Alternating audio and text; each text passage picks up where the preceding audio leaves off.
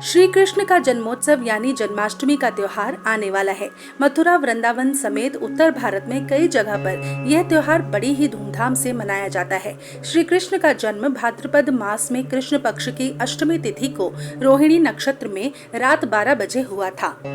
इस साल श्री कृष्ण जन्माष्टमी गुरुवार 18 अगस्त को मनाई जाएगी।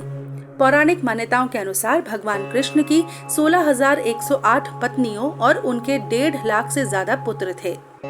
महाभारत के अनुसार श्री कृष्ण ने रुक्मिणी का हरण कर उनके साथ विवाह रचाया था।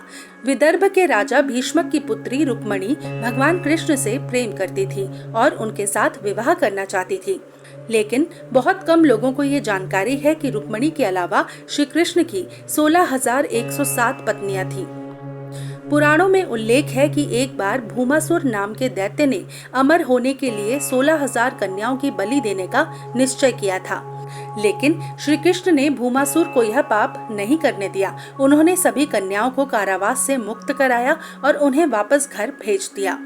हालांकि श्री कृष्ण की यही मदद उन कन्याओं के लिए अभिशाप बन गई। दैत्य के चुंगल से मुक्त होकर जब ये कन्याएं घर वापस पहुंची तो समाज परिवार ने इन्हें चरित्रहीन कहकर अपनाने से इनकार कर दिया।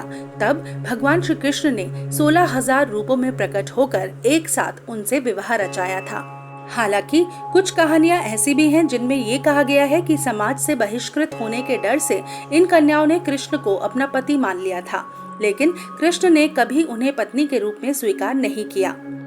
श्री कृष्ण जब पांडवों से मिलने के लिए इंद्रप्रस्थ पहुंचे तो युधिष्ठिर, भीम, अर्जुन, नकुल, सहदेव, द्रौपदी और कुंती ने उनका आतिथ्य पूजन किया। एक दिन अर्जुन को साथ लेकर भगवान कृष्ण वन विहार की तरफ रवाना हुए। अर्जुन और श्री कृष्ण जिस वन में घूम रहे थे वहां सूर्य पुत्री कालिंदी उन्हें पति के रूप में पाने की तपस्या कर रही थी। कालिंदी की मनोकामना पूर्ण करने के लिए श्री कृष्ण ने उससे विवाह कर लिया। शास्त्रों में भगवान श्री कृष्ण की पत्नियों को पटरानियां कहा गया है। ऐसा पौराणिक कथाएं कहती हैं कि भगवान श्री कृष्ण की सिर्फ 8 पत्नियां थीं, जिनके नाम रुक्मिणी, जाम्बवंती, सत्यभामा, कालिंदी, मित्रबिंदा, सत्या, भद्रा और लक्ष्मणा था। ऐसा कहा जाता है कि श्री कृष्ण के 1,61,080 पुत्र भी थे। उनकी सभी पत्नियों के 10-10 पुत्र थे और एक-एक पुत्री भी उत्पन्न हुई। इस गणना के अनुसार श्री कृष्ण के 1,61,080 पुत्र और 16,108 पुत्री थीं।